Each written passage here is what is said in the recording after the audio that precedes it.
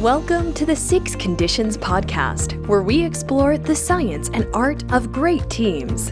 Join show hosts Drs. Ruth Wageman and Krister Lowe for pithy summaries of great research being done on teams and organizations, as well as inspired and artful approaches for using those ideas to enable brilliant collaborations. Let's get today's conversation started. Welcome back to the Six Conditions podcast, where we're exploring the science and art of great teams. We are in episode number 6, where we're going to be talking about the 3 criteria of team effectiveness. Hello, Ruth. Happy Friday to you. It's a Friday today.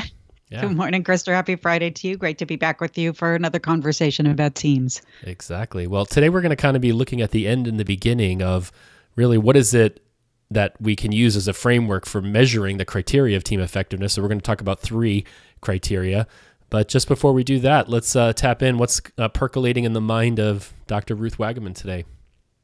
You want me to start? Yeah, go for it. All right. So I've been thinking a lot. I know I've told you before that I'm working with teams whose purpose is leadership and the leadership of system transformation. And their fundamental job is to create the conditions for many others around them to imagine and invent a much more positive possible future. So in this case, we're talking about the design of regional health systems of health, both including the circumstances that really affect people's well-being for better or for worse, as well as the healthcare system. And what has me, what I've been mulling over is the question of how to help teams achieve and recognize a certain temporary stability in their purpose and membership, and also to recognize that the composition and the priorities of these kinds of teams that are imagining the future needs to continually form and reform over time. So the right leadership team to get something started may not be the right leadership team to take it to the next phase of development. But you still need a certain clarity of purpose and stability of membership to get something meaningful accomplished together. So I find myself thinking about these sort of cycles of completion and of self-assessment, and then sort of reforming and relaunching as an embedded discipline, as something that these complex leadership teams may need to have just in the way that they think about themselves and think about their approach to leadership. So that's the sort of rhythm and ideas that I've been playing with lately. And how about you? What's been on your mind recently around teams? Yeah, well, that's fascinating, the area that you're working on. I think it's just also like an indicator of the context within which organizations are finding themselves, right? And the need to collaborate across partners, even competitors, maybe in industries. And that's a really exciting space that you're working in. I think for me, the theme of the day, the soup du jour, so to speak, is really around, I'm noticing that a lot of the teams I'm working with, the leaders have become increasingly interested in their own role as leader, as team coach, and a sense that not only them, but the leaders that report into them, they're wanting to see a qualitative shift from less of a leader as a task manager to really a leader that's able to coach a team, less leading through one-on-ones to actually, enabling a team to become more self-managing, self-authorizing, and really about fostering the cross-pollination across the teams and with the larger stakeholder environment. So I'm just noticing that's kind of a qualitative shift. And many of the leaders I've been working with have grown up in traditional management hierarchies, but I think they're feeling the nature of the business, the speed they need to be moving at necessitates a different kind of leadership. And so I'm just noticing a more of an interest around cultivating their own skills as team coaches, and that not being something so foreign to them anymore, or seeing a team coach as somebody outside of their team, but really a role that they need to be playing as an informal leadership function. That sounds really positive to me. I'm mindful of a colleague of ours that we were working with in an organization recently who said to us, I'm trying to help the leaders in this organization stop seeing teams as existing to serve their careers and start seeing themselves as existing to serve the ability of their teams to accomplish great things. So it's a flipping of the role of, who sets up who for success. Yeah. Well, in some ways, I think the 6 conditions framework is a great one for them to have in the toolkit, because if they do a good job of getting those 6 conditions in place, a lot of the leadership act has already been undertaken, and the teams are set up really, I think, for self-management and self-organizing and self-coaching. And then the leader can be more on the edges, not getting bogged down again in interpersonal squabbles or territorial disputes, because I think they've probably preempted a lot of that stuff. So they should be more freed up, I would think, to be looking more holistically and looking at the in-between spaces and the relationship of the team to the environment. So I mean, I think that is a great lead in to our conversation for today. And the key question that we were going to address in this dialogue about teams, which is, how would you know if a team is a great team? What do you look at to decide whether or not a team is effective? And we asked our listeners to join us in reflecting on that question and to come into this conversation with some thoughts about that. I have the sense that you've already been reflecting aloud on what do you actually mean by an effective team? Yeah. Well, I oftentimes will ask when I'm with teams to think back on the teams they've been on throughout their lives, to think about the great teams and the poor ones. And so I'm aware of, the things that oftentimes come up when people think about great teams. So it's, we accomplished something amazing, so there was real results. I hear them talk about having just, the compelling, but we use the language of compelling purpose, that they were working on something much more deeply meaningful, and somehow that was part of being a great team. They talk about the synergy and flow they had with each other, and a sense, that sense of trust and being part of something, not just bigger in terms of purpose, but the people that were on the journey with them. So I guess those are the things I'm hearing my clients talk about. I guess, my mind always goes to, is the team actually achieving something in the world? Not so much like outputs, but impact, right? So, or not so much around outputs, but outcomes. Like, are they actually generating real results? Because I think we can be a highly productive team that generates a lot of output, but is it actually really having any impact in the, the system, useful, right? Connected to a larger purpose, achieving the things that the members of the team were hoping that they would achieve.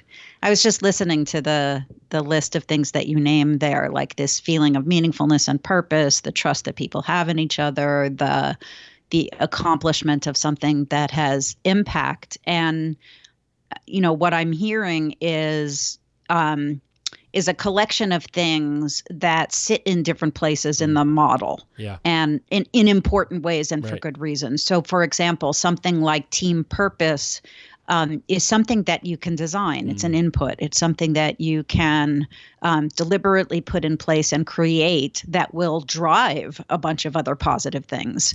And then things like trust and positive relationships is a process. It's an emergent process that comes about as a consequence of setting up a good set of design conditions. And where we are today is the sort of end game of that model, which is, when it all turns out well, what are the things that we look at to say, this is how we know that things actually turned out well? So that's what we mean by 3 criteria of team effectiveness. What are the general things that you would use to define whether or not a team is effective? What do we actually mean by a great team? Why don't we get into that? I mean, obviously that those criteria have now really influenced a lot about how I think about measuring team outcomes, but why don't we dive into them? So you want to give a little overview of how you came up with these 3 and why these 3 versus, another set of 3? Yeah, I have to give credit. I think single-handedly, which is very seldom true in a research literature, but I think in this case it is, to J. Richard Hackman and to his 3 criteria of team effectiveness. I believe he first introduced them in a 1987 article called "The Design of Work Teams," in which he draws an earlier version of this framework with inputs, design conditions that drive certain kinds of positive processes in teams, and then drew the distinction about these 3 criteria of team effectiveness. And he said some really, I think, very powerful things about these 3 criteria that have stayed with me all these years. First is that if you're going to assess the effectiveness of the team, asking whether or not they have performed well is a matter of identifying who are the team's clients, who are their stakeholders, who do they exist to serve, and what do those people think about what it is that the team has produced. So he always had this very external input, very much as you were talking about, are they really adding value? Are they really having impact? So rather than merely measuring what managers might value or count up that they're asking of the team, taking the perspective of the actual users of the team's work and asking what are their needs? Is it quantity? Is it quality? Is it speed? Is it a particular kind of product? And how well are they being served by what the team actually produces? That's the first criterion. But he goes on to name two more criteria that I think are part of the reason that these three criteria have become so pervasive in the research literature and how we think about teams. And they I think speak to a really fundamental humanity in Richard, because the other two criteria are really about development. The second one is this team not only performing, but is it getting better and better over time? Is the team operating in ways that it's getting smarter, more capable, faster, more innovative in the way that it actually goes about doing its work? And then the third criterion is, what's the impact that the team is having on its individual members? So is the team operating in ways that help individuals to learn and grow and develop, to become stronger and more capable as individuals over time?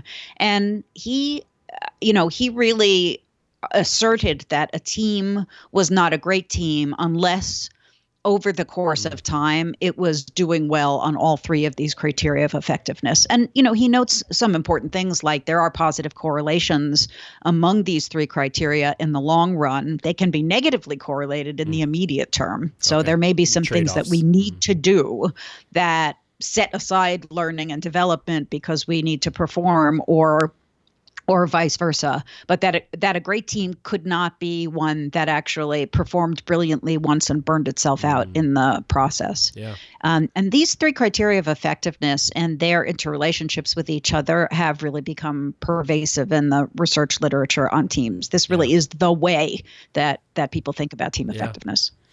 Well, a couple of things are really resonating with me around that. I mean, one of them are the quality of the group process is coming up to me. And the word that, I've recently been just exchanging for that, or, as a synonym, is really around what I think people are calling agility, right? So it's the ability of a team to mature and become increasingly faster and more capable and better. So, I'm thinking a lot about just the learning speed that, people like to say that right now it's not about ROI, return on investment. It's about rate of learning. ROL is like the new metric, that our speed of learning is so critical. And I think I'm seeing that with a lot of the teams I'm working with, is that we're all operating in a certain amount of fog. The environment's really dynamic. So our ability to learn in the moment, learn our way forward becomes really critical. So I see that is an element of this. So I love that's in the framework, and how much of that's driving task performance or task output. But the other one around member satisfaction showing up for me a lot, especially I work with a lot of IT teams where the war for talent is really big. So they're very mindful and concerned that if they're not satisfying individual members, there's a lot of other companies that are really hungry to suck up this talent, right? And so member satisfaction is not just a nice to have, it's actually really critical as part of the strategy in a lot of these teams, that a lot of these individuals have opportunities to go elsewhere. And so they want to grow, they want to develop. There's, genuine hunger for learning, but if they feel stymied in that or squashed, they're not going to sit around for long. Yeah. Yeah. So the growth and satisfaction is not a mere nice to have or an extraneous or extra outcome for a lot of teams these days. It's a primary point of focus, not just what the team delivers, but what the team is able to deliver for its members. Yeah.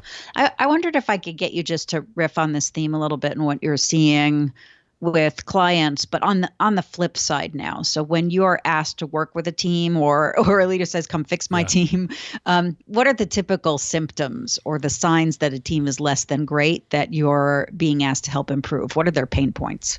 Yeah, I mean, just the classic ones around, people are not working across silos. So there's territorialism.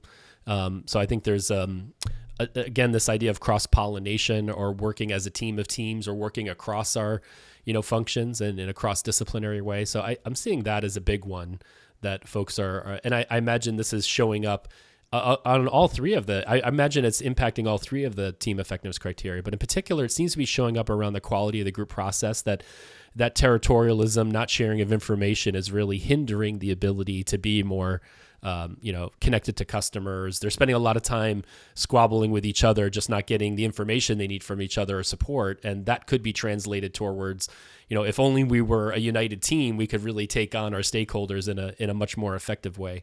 So I think that seems to be a big ask that's coming up in a lot of the engagements I'm in. Can I just remark on that one? You just stimulated a thought in me. I'm working on a collaborative research project with a telecommunications organization, and their question is, can we develop a really quality, predictive, lean measure of how well our leaders are leading their teams? And so we're working with the team diagnostics survey to try and create that kind of lean measure. But in order to do that, I asked them to go through the discipline of having somebody who knows a whole bunch of their teams rate them on that first criterion of effectiveness, the degree to which they are actually meeting the needs of their clients and stakeholders. And they came back to me and said, this was actually a really good discipline for us. We realized what we've been doing is like counting the lines of code and paying attention to how quickly these software development parts of our business are developing the software. And we've never been asking, are they actually meeting the needs of their stakeholders and customers? And are they producing in a way that is staying so connected to each other and their stakeholders that they're doing brilliantly on those signs? So they were able to look back and say, actually, we probably have been overemphasizing a certain kind of measure of performance that may even be driving some of that siloed behavior that you're describing. No, it's fascinating. I think a little bit about how, the saying that you kind of get what you measure.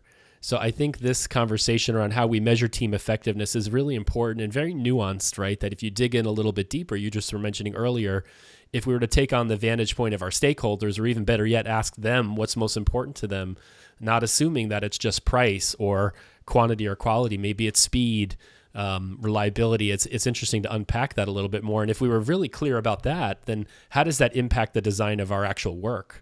Right, in terms of what are we focusing on and how we're approaching the work itself. But I'm curious, Ruth, when you did your senior leadership teams research, you actually went out to the 120 plus teams that you studied around the world, top teams, and actually collected data on their outcomes. And I'm curious how you approached that, and also what were some of the findings about the effectiveness of these leadership teams using the three criteria? We did do that. That was a heavy lift because many teams and organizations have one or two stakeholders that they need to satisfy, and to get measures of what they produce and the quality of what they produce is at least sometimes pretty straightforward. With a senior leadership team, the number of constituencies that they should be serving if they are performing well as a leadership team is really complex, and their needs can actually be different from each other. So you have, for example, analysts who want to know what's going on in the business and to predict future performance, which drives stock price and ultimately influences shareholders. But you also have employees, you have customers, you have the leadership team's board of directors to whom they must answer in certain ways. And all of these different constituencies need different things from the leadership team and need them to be aligned and effective for slightly different reasons. And so we did collect interview data. We looked at internal survey data. We looked at organizational performance over time, and we created with a panel of experts who knew each of these leadership teams and their organizations well, we created an overall rating of how well they were serving the needs of their constituencies. And we turned that into a scale. So we assessed a team on a scale from 1, where they're seriously underserving most of their key constituencies, all the way up to 5, where they are brilliantly serving all of their key constituencies. And we we looked for, who are the really outstanding teams in the sample and what are some of the lessons that we can learn from those teams. But I think the biggest and most striking finding is less than a quarter of the teams that we studied were actually effective leadership teams. The vast majority of them were not only seriously underserving their key constituencies, but when we took a measure on that second criterion, they looked like they were actually getting worse over time rather than better. So it was not an inspiring, it was not an inspiring outcome. I think that I don't mean that as a sort of general indictment of leadership teams. One of the main things I took away from it is that many senior leaders have never actually seen what a great leadership team looks like. Yeah. Well, I drop those statistics out oftentimes when I'm with leadership teams that, less than a quarter were highly effective, 37% were poor and 42% or so were mediocre, and then 42% were poor. And I oftentimes say, so you really have, about a 50-50 chance on being a decent leadership team, or even less than that. But I always kind of qualified saying, I think some of it has to do with the nature of leadership teams, which are, it's difficult for leadership teams to really, over and above the other parts of the business that they're running or responsible for, really come together and find a unique thing that they can do together as a leadership team. So I'm sort of hopeful. I think the good news is that as leadership teams are now starting to put more emphasis on being real leadership teams, I'm hopeful that we might be able to move the needle on this, but it really just goes back to, the designing, launching, and coaching of teams. And if we put some effort there, I think we would see a big shift in the effectiveness of these teams. And in fact, I'm optimistic as well. I mean, we've seen in the intervention work we've done with leadership teams that if you pay serious attention to the essentials, you create a real team with a compelling purpose, just a handful of things that this collection of individuals together, only they together can deliver for the organization. And you make sure that you've got this small and highly capable group of people doing that together. It accelerates them into the higher levels of performance effectiveness as a team really amazingly rapidly. So, bottom line, most of the essentials are actually missing for leadership teams, and a lot of them are simply teams in name only. And if you pay some good attention to that, it enables what are often, very highly capable and talented leaders to figure out how to do something together. But the other thing that I find, striking about leadership teams is really on that third dimension, which is that the third criteria of team effectiveness, which is the way that a leadership team is operating and the very complex challenges that they face in each of their areas, and the degree to which they are actually laying their challenges out on the table and saying, I would love to hear your best thinking about this challenge so that I can be smarter, capable, more able to make the decisions for my area. Leadership teams really, with a little bit of effort and intentionality, can become very powerful places for the development of their individual members. Yeah. I love that. And I think that kind of links up to one of the findings, and I'd love for you to make the connection that you found that the best leadership teams in the top quartile were also very highly engaged in individual and collective learning. And I think that's what you were, one aspect that you were just linking up to. Could you talk a little bit about that? I always usually throw that finding out as well when I'm with leadership teams, but the connection between the degree to which the team is learning, engaging in collective and individual learning, and how that's translating to performance. I mean, it's probably obvious. I mean, if we're, living in a world where it's a complex environment where our ability to learn is highly predictive performance, it kind of would make sense. But I'm curious how when you did that research, why you chose to study that as well. There are a couple of things I will comment on about learning. One is that there tends to be an over focus in the meetings of leadership teams on mere information exchange. Like the chief executive finds it the most efficient way to get updates on what's going on around the rest of the organization. And as a consequence, they're spending a tremendous amount of their convening time really just hearing stuff downloaded that may not even be relevant to their area of the business. And it is really disengaging and alienating to be spending all of your time that way.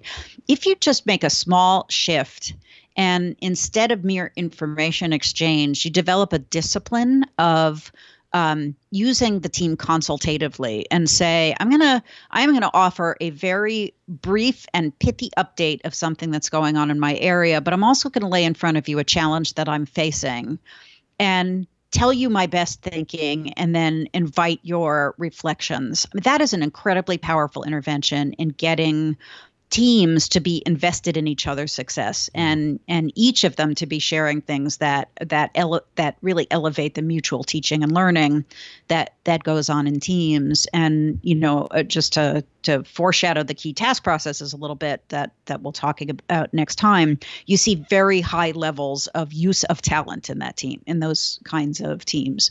The second thing is, we also saw that the most effective teams actually become increasingly self-coaching over time, meaning that rather than having to have somebody externally intervene or always relying on the leader to help them reflect on their processes, they're actually sharing that as a leadership function. And members of the team are periodically saying, we should take a look at whether we're going about this in the most effective way, or what we learned from the last time we did that in order to apply it to the things that we're doing in the future. So that focus on learning, I think, is driving a really positive relationship among all three of those characteristics of effectiveness. Great stuff. So, we've in the previous episodes been focusing a lot on the design, really emphasizing the 6 conditions. We've now kind of gone down to the other end, so we can call those the inputs. Now we've been talking about the outputs of the team. But one of the things we haven't touched on is what's in between. So how do those 6 conditions really influence these 3 effectiveness outcomes? And I think that's going to be the topic of our next episode, where we're going to be looking at the 3 key task processes, and we could call those throughputs. So if the 6 design conditions are inputs, the 3 TCAS processes are about the throughputs, what happens when the work is actually happening and what's emerging around that. We then can kind of hone in a little bit more to the ingredients here of what actually translates into these 3 team effectiveness outcomes, and how there's kind of a flow lines that run through that whole process. So that's a little telegraphing Krister, of what's to come. Yeah, thanks for teeing that up. So here's how I think about the key task processes, which is, as Krister says, it's sort of in the middle of the model, in between the 6 conditions and the 3 outcome criteria. Here, how I think about it is this, and this is what you as participants in this podcast can be thinking about before we convene again. And that is, what could you see in the short run, in the way that team members are working together, that would make you confident that they're going to perform well in the long run? And maybe the flip side of that question too, what would you see in their dynamics that would most signal to you that they're off track and that they could use some intervention because they're not likely to perform well? So that's the middle of the equation here. What are the key processes that you would pay attention to that make you think a team is going to perform well over time? Well, good food for thought for the next episode. And anything else to say about the 3 team effectiveness outcomes here in closing, Ruth, before we wrap up? I would just add that if you want to learn more about it or build this more into the discipline of your thinking and assessment of teams, I would certainly draw your attention to Richard Hackman's research and his great book, Leading Teams, Setting the Stage for Great Performances.